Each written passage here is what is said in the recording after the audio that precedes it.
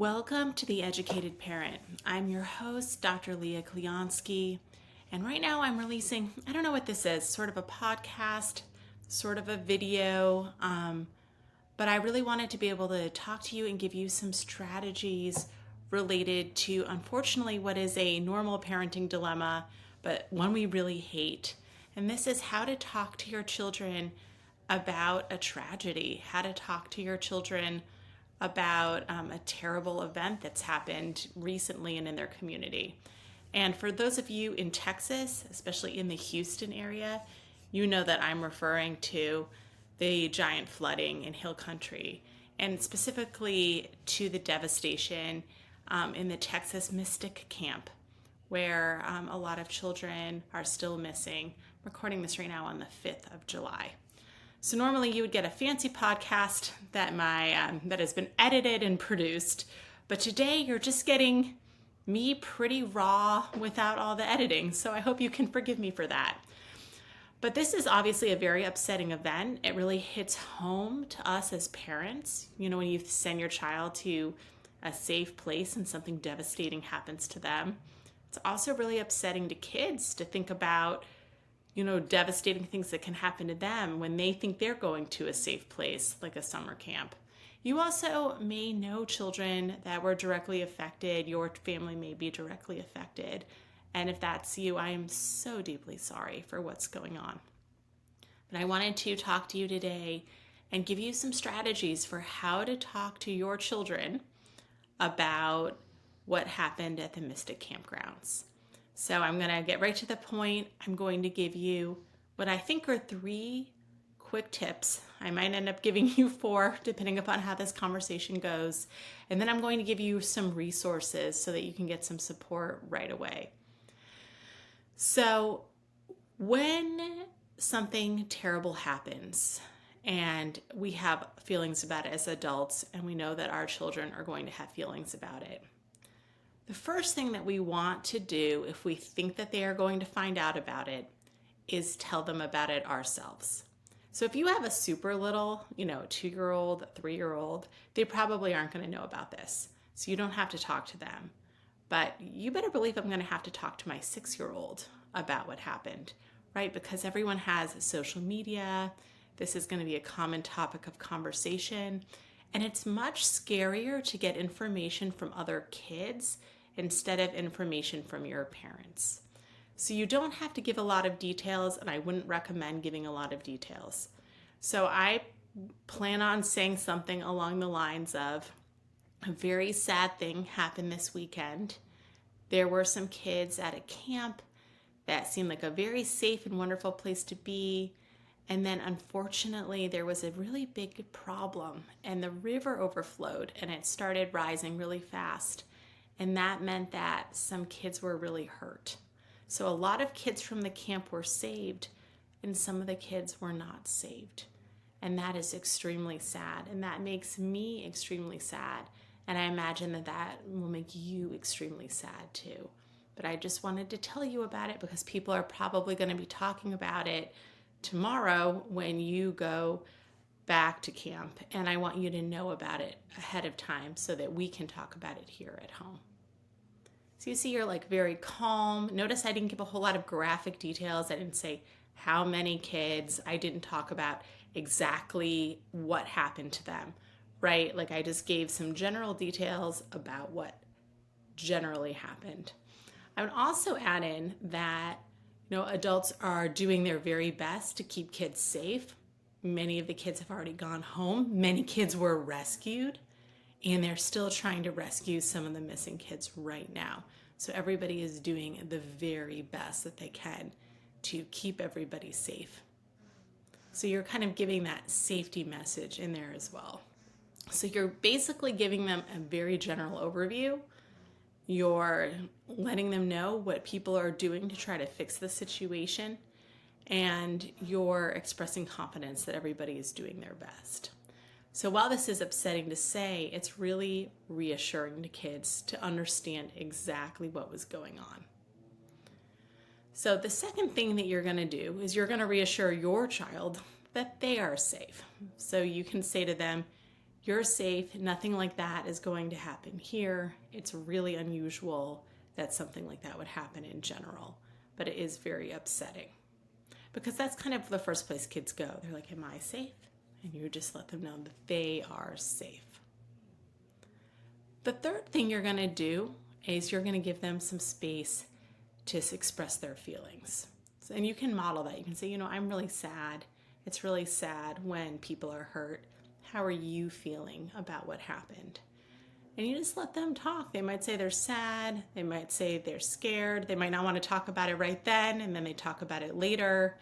You can draw with them about it. You can give them, they might play it out with some stuffed animals. They might bring it up to you at bedtime with some follow-up questions. But you always want to give kids a space where they can express their feelings, whatever those feelings are, and you are okay with those feelings. So you don't want to jump in and tell them that, they should just be grateful it's not them. I don't know. You don't want to say anything about how they should feel. You just want them to feel however it is. And sometimes you might not get a whole lot of emotion at the beginning, but you'll get that emotion later on when they've sort of processed what's happened. Some kids just will not really get it, and they're not going to have too many feelings about that. And that's fine as well. They'll be like, oh, did anyone I know get hurt? Okay. And if that no one did, then they just kind of move on from there. The last thing you want to do is you want to really limit their access to the media. So there are a lot of upsetting images right now on the news, on Instagram, on Facebook, like just really horrible videos that you and I have seen of the flooding and of houses floating away and cabins with kids floating away, just terrible things. There is no reason why your child needs to see those videos. Even if they ask to see the videos, don't show them those videos. They're not helpful. They're not useful. And when you see videos like that, our brain thinks that is happening to us right now. So it doesn't paint the picture. It's just as terrifying. So do not show your child those videos. And I would encourage you to stop watching them too. I have to admit, I keep watching them in this like pained reality. It's sort of like doom scrolling where they pop up and I'm like, oh my goodness, this is devastating. And then I watch the video and it's not helpful. So we should be limiting all of our access to those videos, your kids and your own, just because that media is not helpful to them right now. So there may be kids who get this information and they kind of process it a little bit with you and then they're okay. And there are going to be kids who get this information, your kids who are already running anxious, those kids, those what if kids, and you might see a real spike in their anxiety. You might see this spike coming out from them having some separation anxiety from you. You might see this spike coming out in irritability and increased temper tantrums. Kids can really pick up on our vibe. And if you are stressed, which is understandable, and if you are upset, which is understandable, your kids might feel that from you. I'll admit, even today, I've been very sad about what happened, and my kids have been really pushing my buttons, and I'm sure they're picking up on this feeling that I am giving out. So, if you're seeing a lot of escalation, you might want to think about whether your child needs some therapy in order to process what's been going on, if you feel like it's affecting them. And if you feel like it's really affecting you, like you have to take care of yourself too. And it's okay to get some even very short-term therapy to have a place to process your own feelings about an upsetting event. There are some free resources in the Houston area that I wanted to make you aware of. And they're both available tomorrow, which is Monday, July 6th. So the Cognitive group has a free support group starting at 4 p.m. Kids, teens, and adults are all invited. Luna on Woodway Drive has a similar event, all starting at 5 p.m. on Monday, again with kids, teens, and adults, and therapists who are volunteering their time. So I will actually be at Luna tomorrow on Monday the 6th at 5 o'clock, and some of my clinicians from Thriving Child Center will be there as well. If you would like some free support, that is a good place to go. So there are resources that are free that are immediately available to you. If you are looking for some therapy options, either because you have been very directly affected or you know that this is upsetting, just this event happening so close to home is upsetting to you or your child, which is again valid, I want to give you some good options for those as well. I'm not about to give you an exhaustive list. I'm just going to give you a list of the places I immediately think of where I often refer kids, families, and adults. So if you're looking for support for your child, we have immediate availability at Thriving Child Center. They have immediate availability at Be Well Counseling.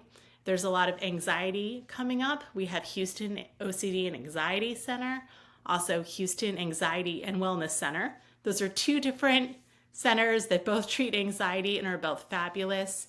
And Carrie Hilliard also has some wonderful openings, and she's an excellent therapist who can support you. If you need support for adults, for yourself, the Coping Resource Center, really great trauma-trained clinicians, and Houston Therapy also has some really good support options.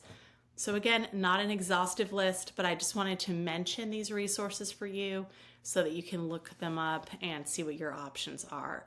If again, you need support, which is so incredibly valid and understandable. So thank you for bearing with me for this very raw, unedited version of the Educated Parent podcast or video. Who knows what this will be? I just wanted to be able to speak to you and offer you some support. You know, my thoughts are with you. My heart is with you. And I will be at Luna tomorrow if you want to chat with me in person. Take care of yourself today.